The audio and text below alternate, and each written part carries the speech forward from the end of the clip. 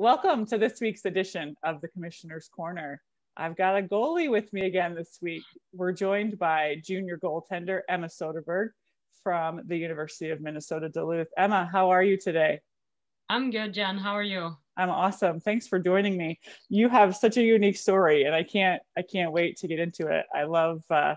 I'm excited to hear more about your journey to Duluth and why you chose Duluth and what's so special about it. But I want to start with this. So this is your first year as a junior where you're primarily in goal and you're getting to see a lot of action and have been playing phenomenal. You're our reigning player of the week and will be our Howie's Hockey Player Performance of the Week after an incredible weekend. So I just am curious from your perspective, what did you do in the off season and to get ready for this season? And has it been what you've expected in terms of seeing the action that you've seen? I just kept doing what I've done over the years, just getting myself in a good spot and just trusting the process over the year. And I didn't really change anything I did. I just kept doing and kind of trusting the process of it. So I know when we had the preseason coaches meeting, there were several folks asking some questions in goal for Duluth, and Coach Kroll said right away, "Emma's our girl. Emma's in goal, and she's going to be the person who carries us." What kind of confidence did that give you to know that's that your teammates have your back? It meant a lot to me that the coaches showed early on that they believe in me. Obviously I didn't play a lot in my first 2 years, so them showing that they still believed in my abilities meant a lot to me. So yeah, I don't know. So we're coming off of a weekend where you played at home, you split with Ohio State, a huge top 10 matchup, incredible goaltending duel all weekend between you and Andrea at Ohio State. I'm wondering, when you're in those moments and the games are so tight and we're talking 0-0 scores, maybe we're at 1-0. I mean, there was not much scoring action all weekend. How do you stay so focused, and does the success of your opposing goalie help you? How does that work out as you're going through the game? I would say the games where I get more shots is easier to stay locked in and just getting a flow of things. You get a nice feeling in your body and just keep going. There's not a lot of time to think about what you're doing, so you just trying to be present in the moment, focusing on yourself. So I would say how the other goalie is playing is not really in my mind. Obviously I notice if the goalie plays well, but it doesn't affect the way I play. Yeah, you're locked in and taking care of your business. Well, you definitely did that this weekend, and it was a really outstanding performance. So you're headed this weekend up to Bemidji to play them again. What do you think, from your perspective, maybe are the keys to success in Bemidji this weekend? I think it's going to take a lot of hard work from us, and because it's usually very gritty games. So I think it's going to come down to the team that will work the hardest, and especially in front of the nets, bearing rebounds, picking up sticks. It's going to come down to that kind of thing. Yeah, no doubt. It's always a battle between Bemidji and Duluth, no matter the circumstance, no matter the location. It's definitely one of the best rivalries within the WCHA. Let's switch gears a little bit, because I want our viewers especially to maybe understand more of your story. So you're from Järved, Sweden. Mm-hmm. Been in Duluth obviously for 2 years. So let's start with this. Why Duluth? Why was Duluth the choice that you made for college hockey? Growing up in Sweden, you don't know a lot about college hockey. It was not until I was in high school that I started hearing about college hockey, and I knew a couple of Swedish players playing over here, and there was 3 girls at the time here in Duluth. And I also played in a tournament where coach saw me. They reached out and started talking to me about if I were interested in coming over here, and that's kind of how it started. And they talked to me about their program, and however it just seemed great to me, and that's how it started, and that's why I took the chance on it. So you were telling me there's some similarities between Duluth and your hometown, in your hometown. So what was there anything about that piece of it that maybe made you feel more comfortable as you were making the decision? Not really, but when I came like to visit, like I loved the town and everything, but it was mostly like just feeling comfortable like with the coaches and like believing that this would be a place for me to develop as like a hockey player, but also like as a person. When you go back to Sweden, whether it's in the off season or when you're done, what is something that maybe you would share with other young women who are playing hockey in Sweden right now about the US and college hockey, and is it something that you would recommend to them? Yeah, for sure.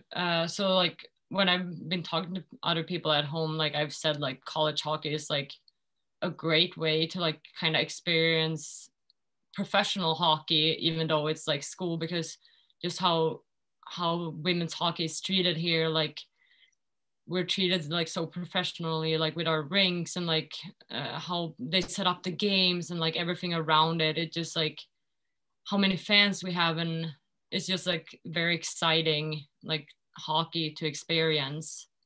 And so that's would be one of the things I would tell them to like, that is something that they should experience in like themselves too.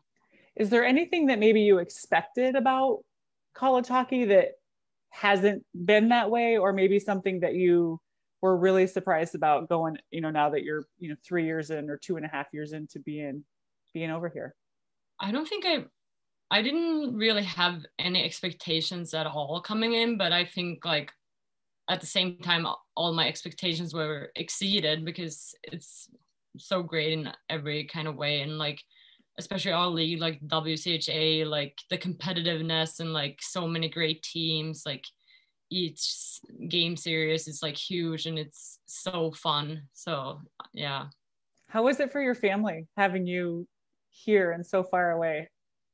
It's hard, like from time to time, like time difference and like not being able to see them every day. Like I literally came from, like I lived at home and then all of a sudden I live on the other side of the Atlantic. Mm-hmm. But we keep in touch, like FaceTime. It's easy to talk every day still. And the past 2 years, like they came visit me one time in the fall, time in the spring. So they've been good at that too. But it's been different this year for sure with all like they can't travel, but Right. it's worked out fine. Thank goodness for technology. I don't know what any of us would do if we didn't have technology. Yeah. So let's talk about the future a little bit. What are you majoring in at Duluth, and what does 2 or 3 years from now look like for Emma? Where does hockey fit in? Where does maybe your major in real life? I say Mhm. real life, post hockey. What does that look like for you? So I'm an organizational management major here at UMD, and I'm actually thinking about adding an HR minor to that. And I don't know what I want to work with in the future.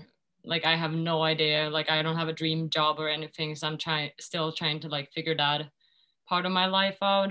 But for hockey, I see myself. I want to finish like my hockey career in Sweden. So after college, I want to go back and play for a couple more years. And in the meantime, maybe try to figure out what I want to do outside of hockey. Well, there's no rush. I have a feeling if you want to stay in hockey for a while, that's something you could most certainly do.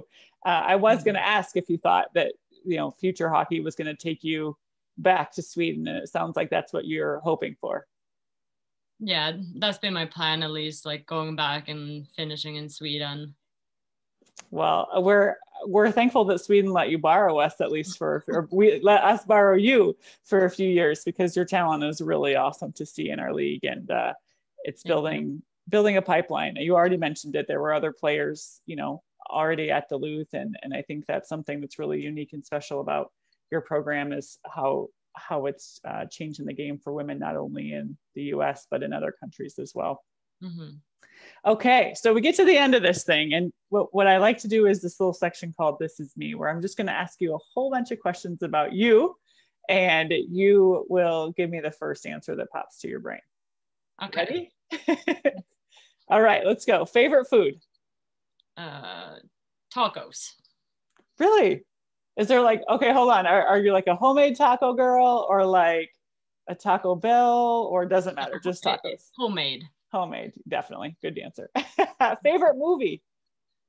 I don't watch movies, so I don't have one. Okay. How about favorite holiday? Midsummer, which is a Swedish one. And so tell us about that. What is Midsummer? I'm not actually sure what we're celebrating, but it's just like it's in June and we wear these flower crowns and dance around this like big pole and I don't know. It's just fun and it's literally midsummer, so it's nice out and you're trying to be out. Okay, I like it. How about biggest fear? Oh, I hate mosquitoes. You and me both. Most people in Minnesota. That makes you sound very Minnesotan, Emma. It's so silly, like they're so tiny, but like I freak out. It's bad. I totally get it. How about dream vacation? Dream vacation. This is probably gonna sound typical, but I want to go to Bora Bora. No one said that yet, so that's not typical. Good job. That's a new one. I would agree. If I can get in your suitcase, let me know. So you don't watch movies. What about TV? Do you have a guilty pleasure TV show? I recently started watching Grey's Anatomy. I started now during winter break, so I'm kind of hung up on that. Okay, that's a good one. Good choice. How about game day pump up jam? Oh, I'm not a music person. No, I just listen to whatever the team listens to. I don't usually have my own headphones with me. Do you have any unique game day rituals that you do? Any superstitions? No, not at all. That's so much better that way. Good for you. Favorite WCHA opponent and why? Oh, so I haven't played all the teams yet, but I actually really enjoyed the Ohio State series like this week, and it was like very competitive and tight games, and it was, I don't know, a lot of gritty. I don't know. I think this just was good hockey. Yeah, good hockey. How about best hockey memory? That would be when I played the U18 with Sweden and we won a bronze medal in Canada. Okay, last one might be the hardest. Okay. What's one thing that nobody knows about you? Nobody knows about me. Or very few people. Oh. I think I'm bad at this. You're not bad at this. Anything uniquely, Emma, that you like to surprise people with, any unique hidden talents? I don't think so. I'm pretty like open, so people know most things about me. Nothing wrong with that. Nothing wrong with that. Well, we are thrilled to have you today on the Commissioner's Corner. And we know, like I mentioned, reigning player of the week and performance of the week is going to probably have to have another big weekend this weekend to help the Bulldogs get past the Beavers. So Duluth at Bemidji Friday and Saturday. Every WCHA game is a big game, and these continue to be that. So thanks so much, Emma, for sharing your story. We wish you the best of luck, and we'll see you down the road. Thanks for having me.